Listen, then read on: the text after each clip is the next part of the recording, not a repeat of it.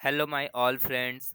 ये वीडियो में आपको क्लास नाइन्थ का बिहार बोर्ड चैप्टर 6 जनसंख्या और सब्जेक्ट है आपका जियोग्राफी, विषय भूगोल है। इस चैप्टर को वीडियो के पार्ट 1 और वीडियो के पार्ट 2 में इस चैप्टर को कंप्लीट कराया गया है और अच्छे से पढ़ाया गया है। तो आप उस वीडियो को पहले ज़रूर देख लीजिए। इस वीडियो में आज आपको चैप्टर 6 जिसका नाम है जनसंख्या पॉपुलेशन का सारे क्वेश्चंस का आंसर बताए जाएंगे। इस वीडियो में आपको इस चैप्टर के लघु उत्तरीय प्रश्न और दीर्घ उत्तरीय प्रश्न का आंसर बताया जाएगा। यह हो गया आपका class ninth Bihar board chapter 6 subject geography जनसंख्या लघु उत्तरीय प्रश्न, जिसका प्रश्न संख्या 1 है। 1991 ईस्वी में भारत की जनसंख्या कितनी थी? 1991 ईस्वी में भारत की जनसंख्या 36.1 करोड़ थी। यह हो गया आपका आंसर प्रश्न संख्या 1 का। क्वेश्चन नंबर 2, भारत में 2001 ईस्वी में नगरीय जनसंख्या का प्रतिशत क्या था? भारत में 2001 ईस्वी में नगरीय जनसंख्या का प्रतिशत 27.78 था। यह हो गया 2 का आंसर। 3, केरल में प्रति हजार पुरुषों पर महिलाओं की संख्या क्या है? केरल में प्रति हजार पुरुषों पर महिलाओं की संख्या 1058 है। क्वेश्चन नंबर 4, भारत की साक्षरता दर का वर्णन करें। भारत में साक्षरता दर का स्तर में धीरे धीरे सुधार हो रहा है। 2001 ईस्वी की जनगणना के अनुसार देश की साक्षरता दर 64.84%, पुरुषों का 73% एवं महिलाओं की 53.67% है। वर्तमान में भारत की सबसे अधिक साक्षरता दर जो है वो केरल का है। भारत में लिंग अनुपात की विशेषताओं को बताएं। तो प्रति हजार पुरुषों पर महिलाओं की संख्या को लिंग अनुपात कहा जाता है। भारत में लिंग अनुपात महिलाओं के पक्ष में नहीं है। 1991 से 2001 के बीच लिंग अनुपात की सारणी इस प्रकार है, जैसे कि देखिए 1991 में आपको 1000 पुरुष पर 946 महिलाएं थी। 61 में आपका था 941, 1971 में 930, 81 में 934, 91 में 929 महिलाएं और 2001 में 933 महिलाएं थी 1000 पुरुषों पर। जनगणना से आप क्या समझते हैं? एक निश्चित समयांतराल पर जनसंख्या की गिनती को जनसंख्या की गिनती को जनगणना कहा जाता है। भारत में सबसे पहले जनगणना 1872 में हुआ था। भारत में प्रति 10 वर्ष पर जनगणना होती है।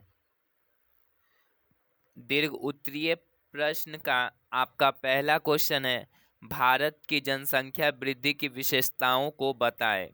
देखिए जनसंख्या वृद्धि पहले क्या होता है? जनसंख्या वृद्धि का अर्थ मतलब होता है कि किसी विशेष समान अंतराल में, जैसे कि 10 वर्ष के भीतर किसी देश राज्य के निवासियों की संख्या में परिवर्तन को जनसंख्या वृद्धि कहते हैं। जनसंख्या वृद्धि वार्षिक वृद्धि दर से निर्धारित होती है, जिसकी गणना प्रति वर्ष प्रतिशत में की जाती है। जैसे यदि प्रति 100 लोगों पर 2 लोगों की वृद्धि होती है तो वार्षिक वृद्धि दर 2% होगी। भारत में जनसंख्या का एक प्रमुख कारण जन्म दर है, क्योंकि भारत में हमेशा जन्म दर मृत्यु दर से अधिक रहा है। मृत्यु दर में तेजी से गिरावट भारत की जनसंख्या में वृद्धि की दर का प्रमुख कारण है। जनसंख्या वृद्धि का तीसरा घटक प्रवास है। लोगों का एक क्षेत्र से दूसरे क्षेत्र में चले जाने को प्रवास कहा जाता है। प्रवास आंतरिक यानी राज्यों के बीच और अंतर्राष्ट्रीय यानी देशों के बीच हो सकता है। आंतरिक प्रवास जनसंख्या के आकार में कोई परिवर्तन नहीं लाता है, लेकिन यह प्रवासी क्षेत्रों में जनसंख्या घनत्व को प्रभावित करता है। यह आंसर था आपका दीर्घोत्तरीय का प्रश्न संख्या 1 का। प्रश्न संख्या 2 है आपका, भारत के विषम जनसंख्या घनत्व का वर्णन कीजिए। आखिर भारत में सब जगह जनसंख्या घनत्व एक जैसा क्यों नहीं है, एक बराबर क्यों नहीं है? जनसंख्या घनत्व का तात्पर्य प्रति वर्ग किलोमीटर में रहने वाले लोगों की संख्या से है। भारत की जनगणना 2001 के अनुसार भारत का औसत जनसंख्या घनत्व 325 व्यक्ति प्रति वर्ग किलोमीटर है। लेकिन भारत में भारी विषमता है। मैदानी राज्यों में सर्वाधिक घनत्व है, तटीय राज्यों में भी काफ़ी घनत्व है, लेकिन पर्वतीय राज्यों में आदिवासी आर्थिक संरचनात्मक सुविधा के कमी के कारण कम घनत्व पाए जाते हैं। पठारी राज्यों में सामान्य घनत्व की स्थिति है। भारतीय राज्यों में सर्वाधिक बिहार का है, सबसे कम घनत्व अरुणाचल प्रदेश का है। केंद्र शासित प्रदेशों को शामिल कर देखा जाए तो सर्वाधिक घनत्व दिल्ली का है, सर्वाधिक कम घनत्व अंडमान निकोबार द्वीप समूह का है। जनसंख्या वृद्धि दर तीव्र होने के कारण भारत के औसत घनत्व में भी तेजी से वृद्धि हुई है।